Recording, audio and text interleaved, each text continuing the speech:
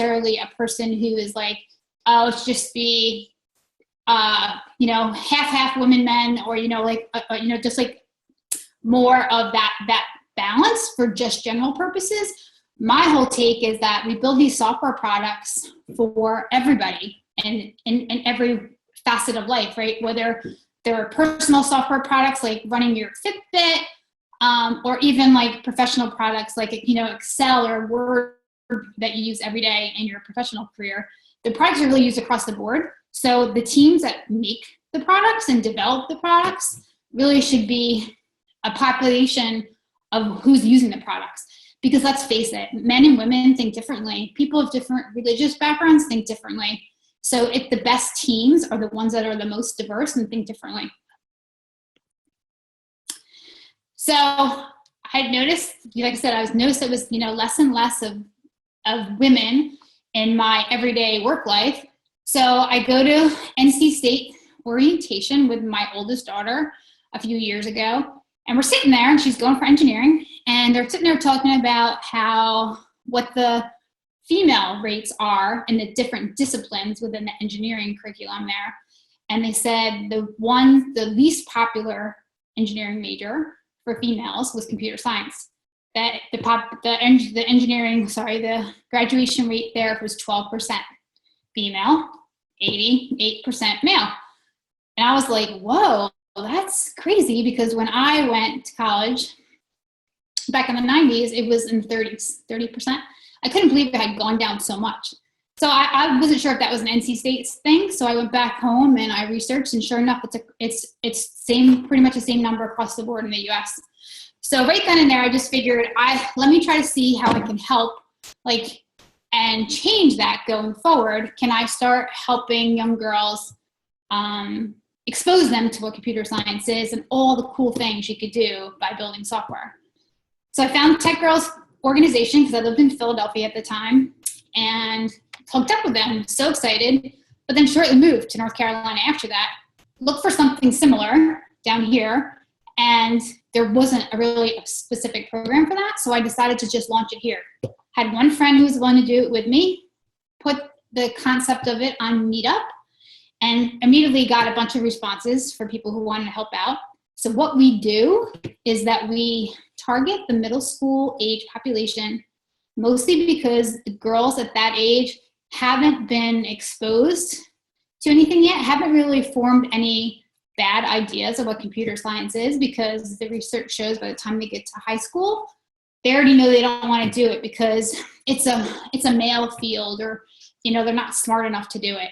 So we try to target them younger, try to get a hold of them, try to show them how cool it is that they can do it, and have all these hands-on sessions. We've had Linux sessions, we've had mobile app development, animation, creating games, infographics, creating infographics, graphic design, you name it. We've actually had a bunch. We host 2 a session, and we rotate between Raleigh, Durham, and RTP. And then we've actually, even lately in the past, just like all in the past 18 months, we've actually had a bunch of schools approach us. And because we can't necessarily, mostly our volunteers are people who have full-time jobs, we don't necessarily have the bandwidth to really support all of those activities. So instead, we've been training the teachers at these schools to teach these classes themselves and give them the curriculum to do it. So really spreading it out, and we've touched a ton of girls. And this bottom right picture really tells why we continue to do it. Their smiles on their faces are awesome. They totally love learning, and I think they really get a kick out of realizing they really can do it, because a lot of them come in doubting that they can. So back to the whole concept of, how do you find your best mentor?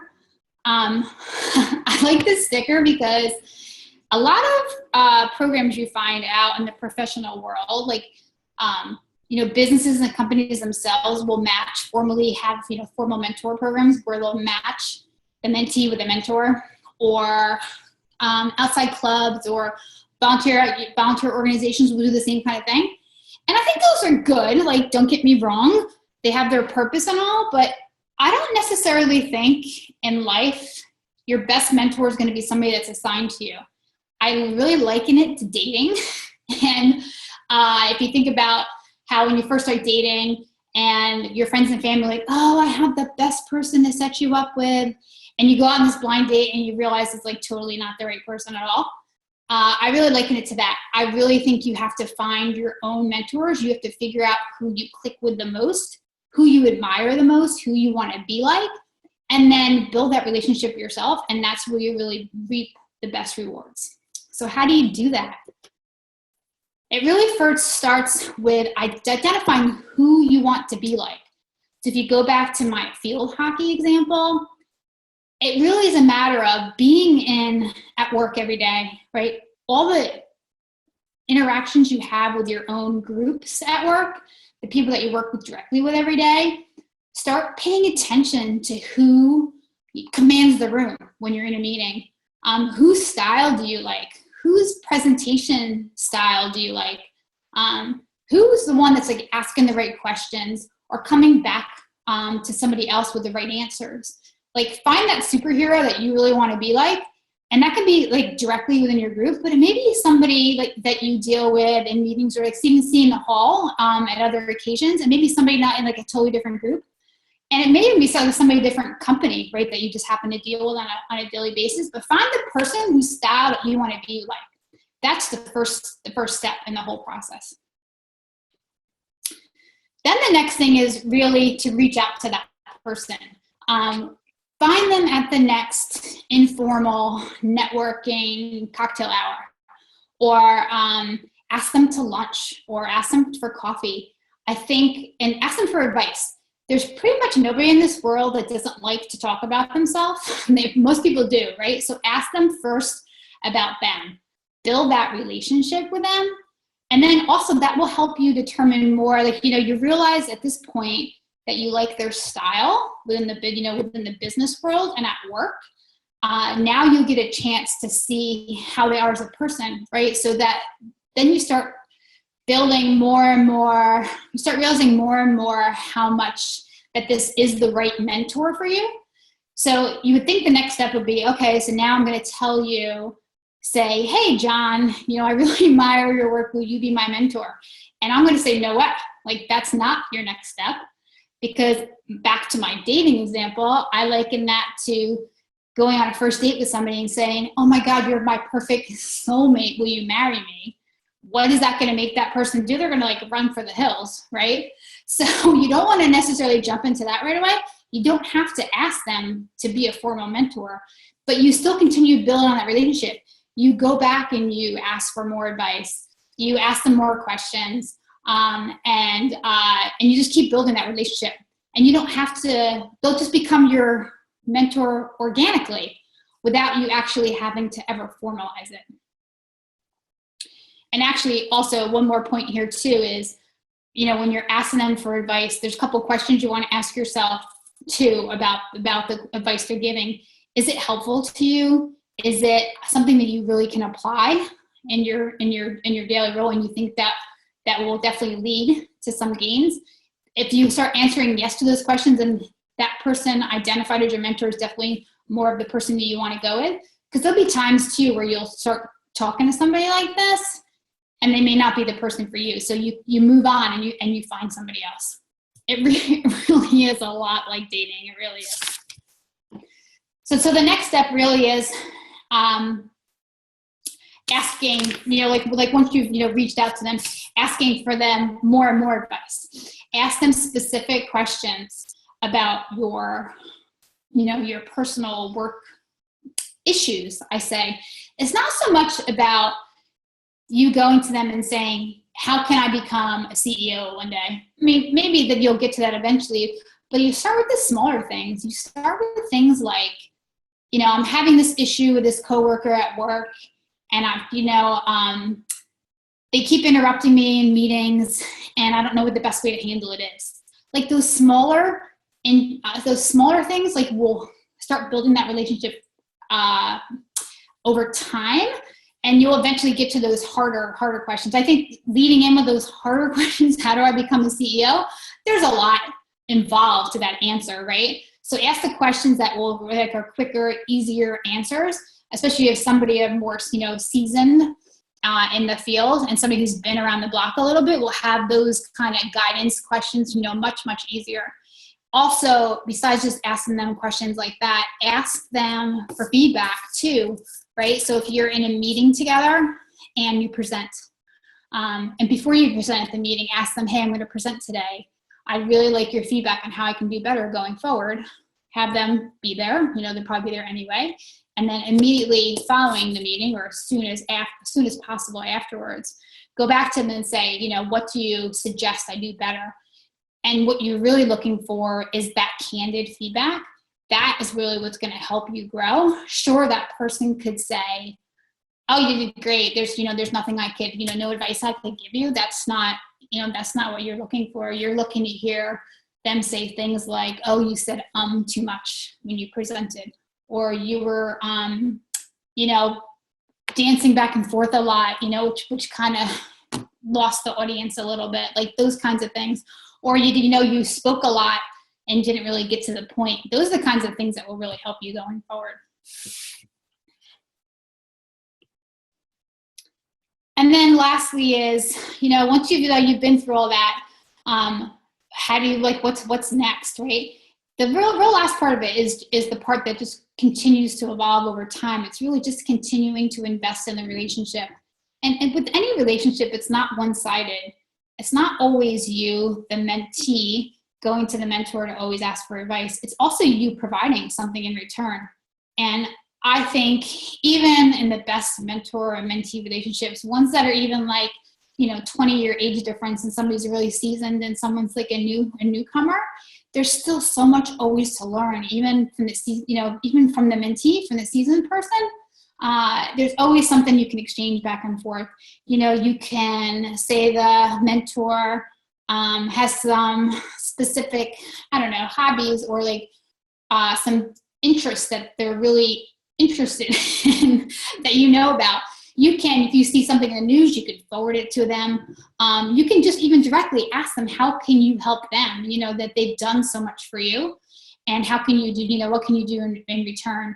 All those little things count. And just like having a garden in your backyard, you really just have to continue to water and groom it as you go along to really, and continue to invest in it for it to keep, growing and getting stronger. So it's like the biggest part there really is just keep checking in often, and making a point to, continue to ask questions and to continue to try to help them as well. And then lastly, what I've learned I'm in my 40s, and a lot of my mentees, what I learned from them is, it's all about the coolest hashtags nowadays. So here's my cool hashtag at the end, go Rocket. And that's it. That was fantastic. And this is Kevin. And it was fantastic on many different levels.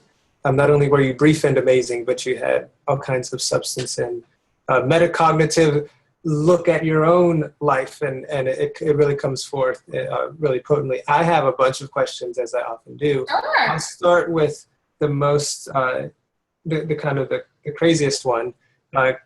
Chris had mentioned he's been to Arusha, Tanzania, and we have a relationship with a school in Arusha, which is all girls. It's like 220 girls, and we help them with the water project, but we were also able to connect them through Zoom and through Skype and have an ongoing dialogue with some of these kids. And we've also begun a relationship with the North Carolina,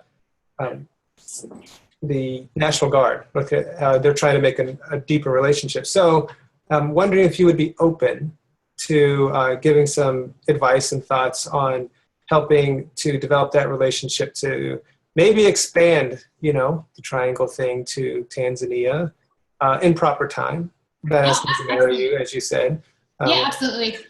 We actually have the Philadelphia organization, that I call it the main org all the time. Our main org in Philly has been around for 5 years now. So we've 18 months for that in the Triangle region.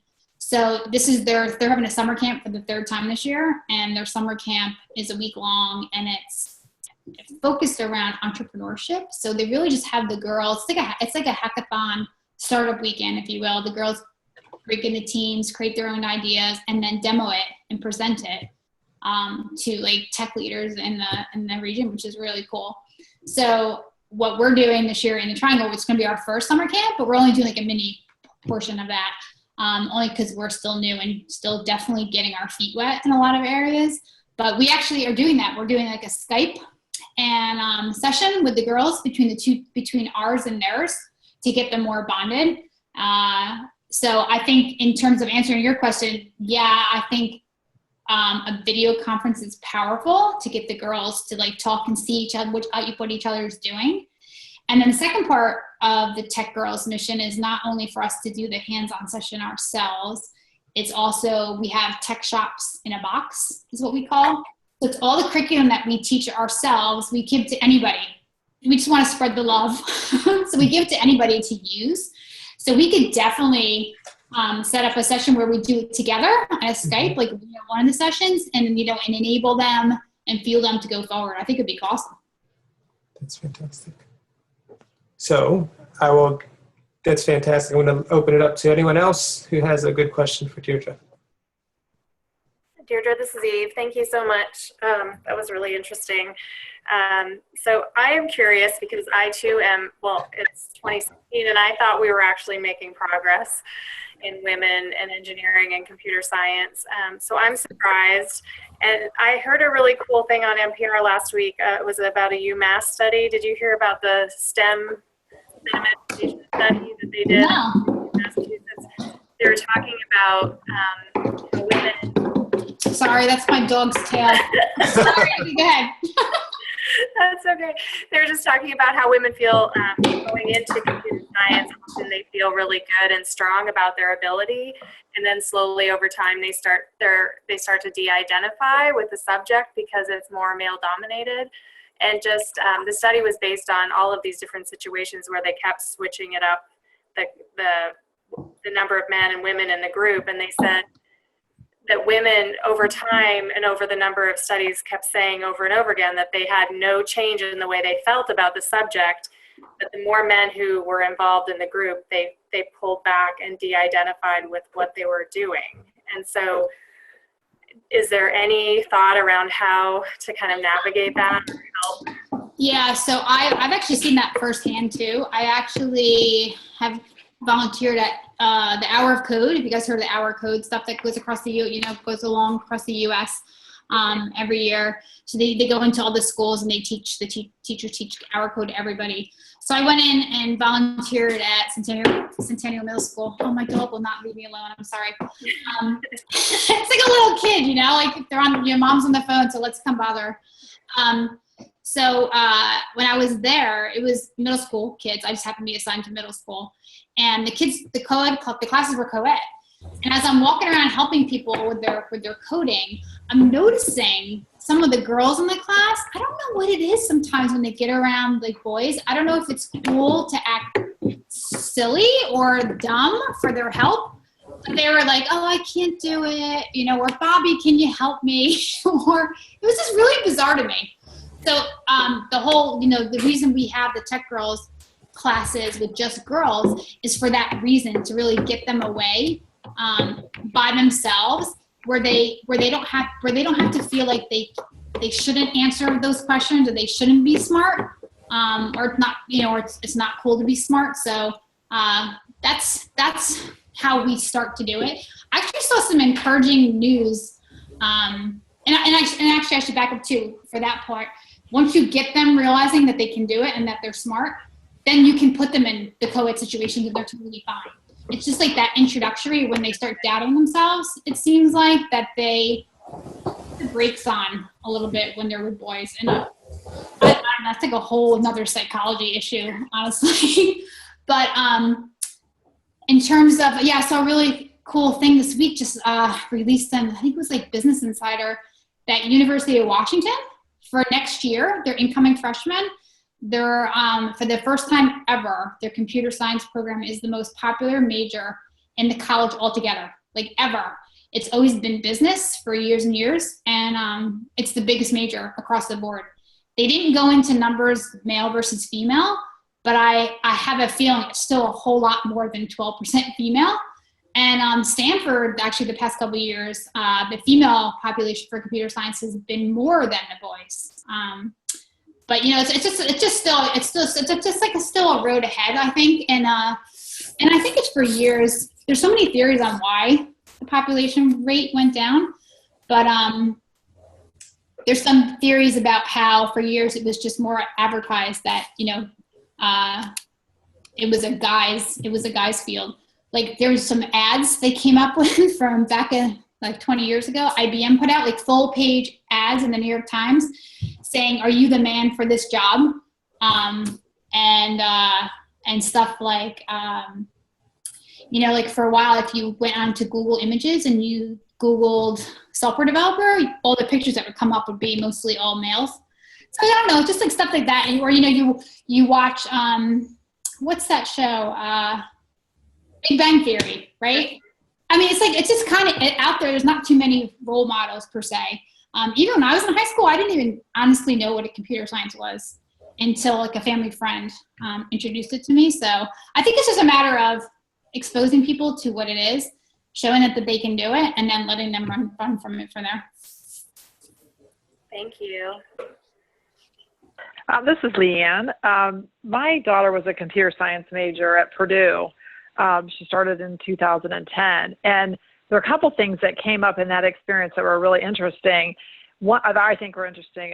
One of them was there was actually like, I would call it almost hazing, particularly from the graduate students, you know, the TAs, where she felt like if there was a group project, they would sort of they would direct all the questions to her, not the other three guys that were standing. That was always three guys or whatever standing there. And she's, even though her grade was higher, there was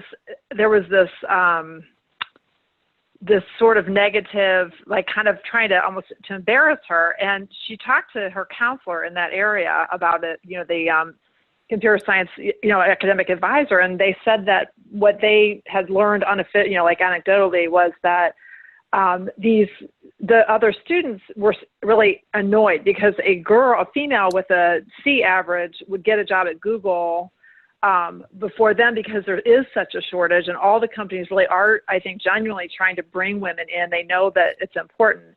But for her, it was just really annoying. And actually, she just didn't like computer science, but she wanted to stay in it just to teach them a lesson. But that's a story about my daughter. But but the other thing that I thought was interesting is that, and this is something I hear, I work at Duke in the Career Center, and I hear it from women at Duke, and my daughter talked about the same thing, which is when like a guy, these are stereotypes, but I think that sometimes it holds true for a variety of reasons. But I would see her friends and my son's friends as well. If they flunk a class, they're just like, yeah, I flunked that, I'm going to take it again next fall. And it's kind of, you know, when a female flunks, and again, huge generalizations, but we have this good girl thing going that is part of our culture. And they think, well, that means I can't do this. I can't make it. Mm-hmm. And also with the grading, you know, a lot of times the grading is on a curve. So, you know, she would call me crying. I got a 54% on the test. And then it turned out the average would be like 34, you know, so it would be like an A-.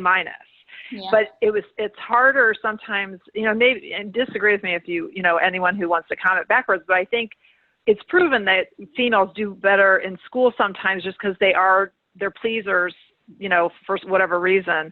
And that was a big part of what was, and I hear Duke students say it all the time, that the women internalize it and feel like they don't belong there. It's true. And there's studies that have shown that women are way more likely to underestimate themselves. Always question, right, whether they can do it. And I have the same example as you. So my daughter is still comp sci. She just finished her junior year at NC State, so she's got one more year to go. And she's kind of experienced even some of the things. And she called me crying, no grades, a couple times. Actually called me crying in her freshman year, in her like second semester. She's like, I can't do this. I'm not good enough. People are so much smarter than me. I want to switch, right? And I said, but she was not, I know she's so capable, right?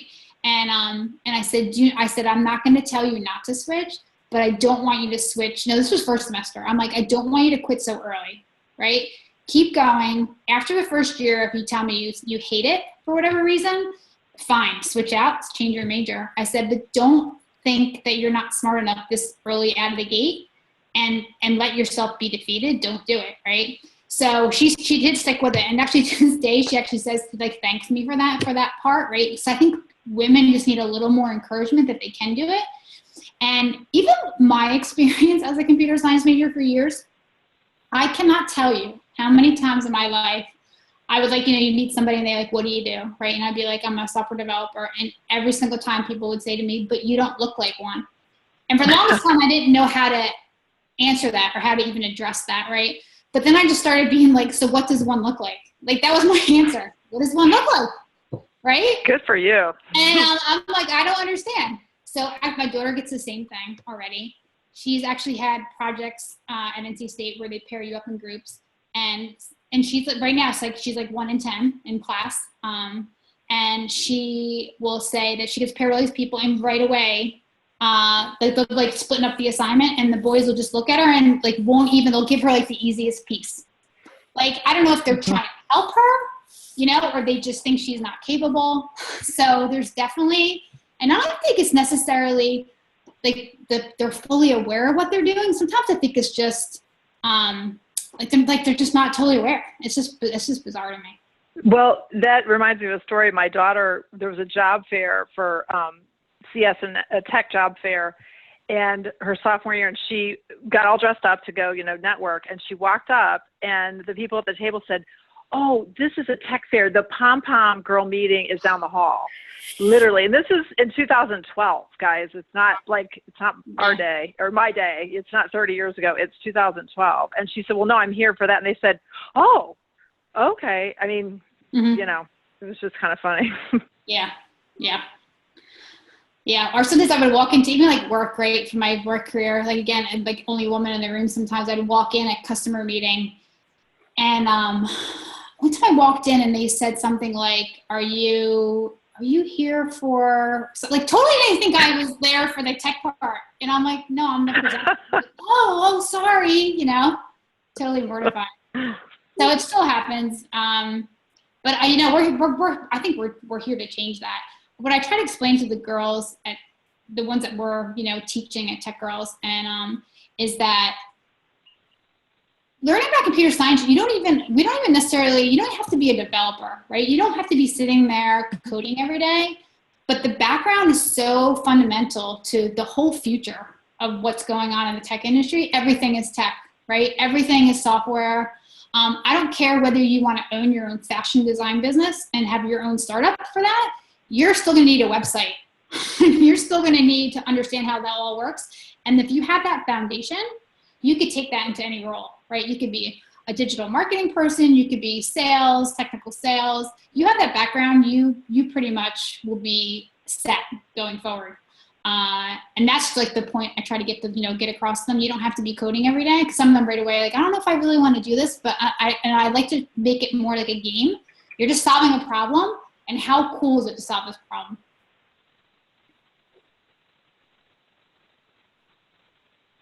Other questions? Okay, Deirdre, I'm going to go again. Kevin, again, as usual. Gary May is the Dean of Engineering at Georgia Tech, and he has a little saying in terms of diversity generally when it comes to STEM. He says, he's two things. One, we actually already know what works. The question is whether we have the will to make these things, make them regular.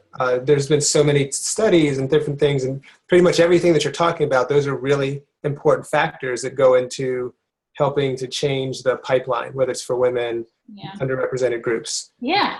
And I think Georgia Tech is #1 in the country for producing female engineers, and probably in many other subfields of engineering and computer science. But the thing that I think is really compelling is he says that we have 1,000 points of light, but we don't have any constellations. And I think that as a culture, we want to say it's this or it's that. the guys in the room want to say, oh, it's because some girls have C's and they get jobs at Google. And so it's very easy to generalize to every girl, every woman, and one of my former students is at NC State, and she's rising senior. She was the senior engineer of the year. She has above a 4.0, but they have to keep rounding it down because they won't give above a 4.0. But every class she got into, she had to prove that she was competent. And pretty much for the first 4 or 5 semesters, we had to have this talk about, yes, you can do it. She actually went in after the first semester and met with the dean of the College of Engineering and said, I think I need to get out of engineering. I know it's computer science, which is STEM. And he said, well, let's pull up your transcript. He said, well, you have all A's and A pluses. So what is it about this that you think you can't do? But it's a culture, and the culture is pervasive. It's like being a Carolina fan walking into Cameron. You're going to feel the hatred, and you're going to feel, let's say it's hatred, but you're going to feel the contempt, and you have to not just do your work, you have to deal with that on a daily, hourly basis, just this feeling of contempt. And it's things like what you're doing to create a place where people can just go and work and learn and interact without that baggage or that kind of that air that's very stale that you're breathing when you're with a group of people that don't necessarily want you there, don't necessarily think you belong there. That is a huge factor that's really hard to quantify.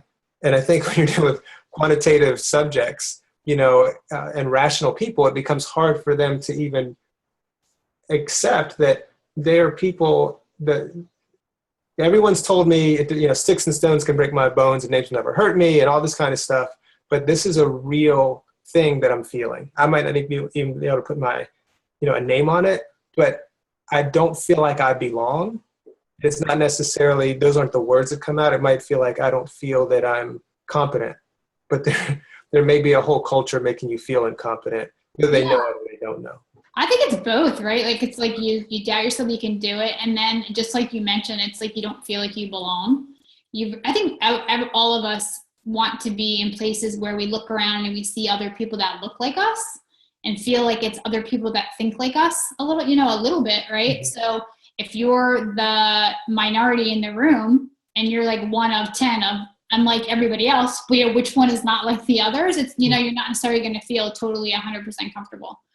But yeah, if there's a room, everybody's like different, everybody's different, but there's, subsets of people, like, a couple of, females and a couple of minorities and a couple of people from a totally different religious background, like that, those are the groups that really, like, I've seen it in real life. Those are the groups that really work well together because they really have totally different aspects and are questioning each other in different ways. Those are the ones that really make the best teams. Then my last little thought is, then there's the kind of deification of those females who do make it. I have a friend who's a visual effects supervisor, and I don't know what she doesn't do, but she's an actress. She was the visual effects supervisor for the Hunger Games. But if you meet Jackie, you're going to realize that she's going to do what she's going to do. And if you're not that personality and you're a female, then people kind of say, well, you just need to be like Jackie. And so everybody's not like Jackie, and I think that's what you're doing is just really, really important. I have 3 daughters, 2 of them are in middle school. We'll be looking you up and trying to get them connected. Yeah, we have great programs for sure. And it's funny, even though the girls within the programs, all from different schools around the Triangle area, but already all of them, like, they're swapping, each other's Snapchat accounts, texting each other, hanging outside each other, of the programs, and then meeting back up within. It's great to seeing those bonds already forming, because you really, just like I said earlier, really need like your tribe and your network to support you going forward. Like you just mentioned too, there's going to be always those outliers who will do will do something when they get their head in it, no matter what, right? Nobody can stop them. But there's so many other people that really need a team rallying around them, right? Encouraging them to keep going. So yeah, I totally agree. Other questions? Yeah, I think your work is so important. But I think it's so cool that you're doing that. Thanks. This is Leanne. Thanks. Hey, we're always looking for more, people who want to, volunteer. Do you have to be good at computer science to volunteer? No, we actually have, I mean, like a lot of our people, a lot of the volunteers, do have a technology background, and it's kind of funny. We were sitting there together, you assume that everybody went to college for computer science, and that's the way they made their way through the ranks. But no, we have such a diverse group of stories within the volunteers. Even the ones that are software developers now, they came some crazy paths to get there. It's really kind of interesting to hear, but besides the techie people, no, we have lots of other people in all kinds of other careers that just do more of the administrative side of things. We'll help with check-ins or like help, put summer camp together, all kinds of stuff like that. So no, we have everybody. Cool. Yeah. This was fun. Thanks for having me. Indeed. I'm wondering if Jean might have a thought. Jean, you've worked in some technical fields, and I'm sure you've seen a thing or two. I'm trying to see if, there we go. Maybe you can just comment. No, for me, I spent 30 years at Verizon. Well, before it was Verizon, it was New York Telephone Company. But I don't think it's any accident that my last 3 bosses were female. They came up through a non-traditional route into the company, but they did very, very, very well. So, in a large way, I'm surprised. But the title computer science is always intimidating. Yeah. And it's just really disappointing to hear that still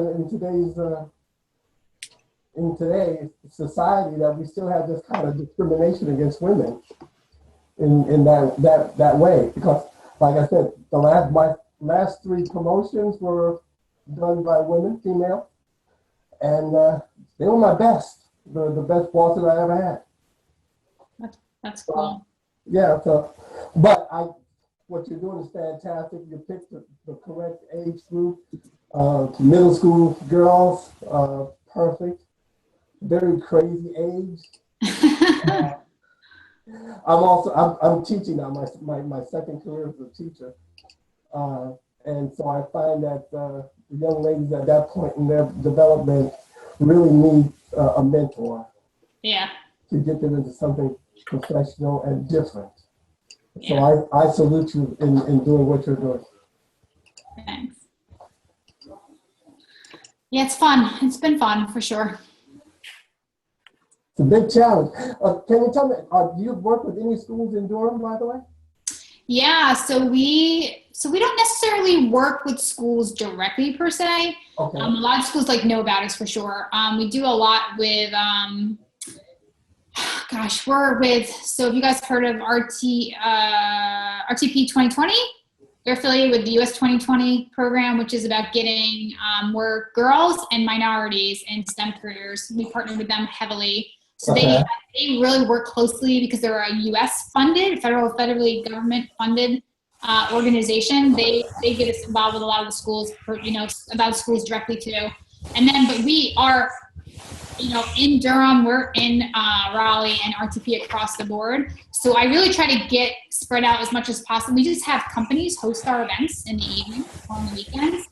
So we try to move it around so that I can have more girls get to the activities, right? Because somebody who lives in Clayton, Okay. south of Raleigh, isn't going to go to an event in Durham probably.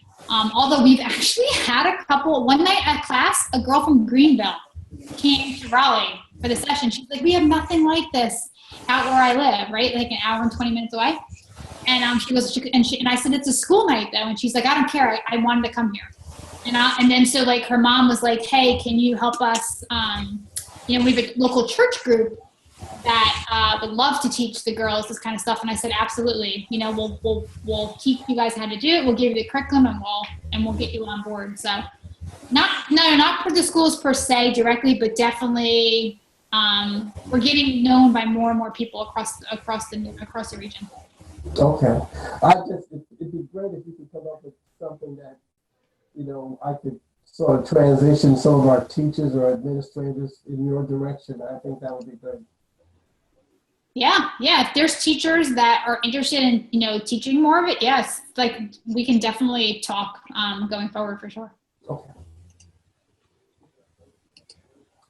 Deirdre, this is Kevin again. We thank you again for your time tonight. This is great. Hope that we can be supportive of everything that you're doing in an ongoing way, somehow or another. We're small but mighty. If we can collaborate on some things, Rotary really encourages that. Right.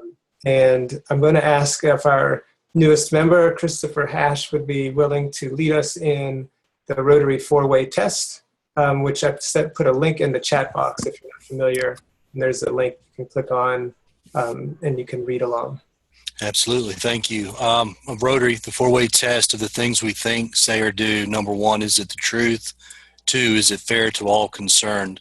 3, will it build goodwill and better friendships? And 4th, will it be beneficial to all concerned? Thanks, Chris. This is great. We do invite you to come anytime, but we're going to be following you and making sure that we can do what we can to support. Yeah, I think I'll definitely come back for sure.